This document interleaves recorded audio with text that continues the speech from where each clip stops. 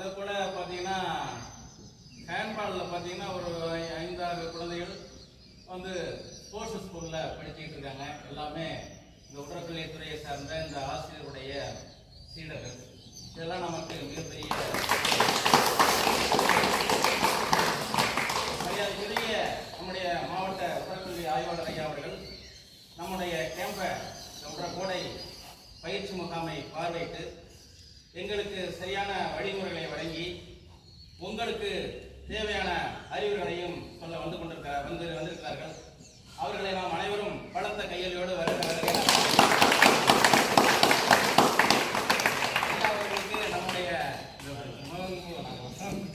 பள்ளியினுடைய உடற்கல்வி ஆசிரியர் திரு பாபு சார் அவர்கள் இந்த மரியாதை செய்யுமாறு அன்போடு கேட்டுக்கொள்கிறேன்.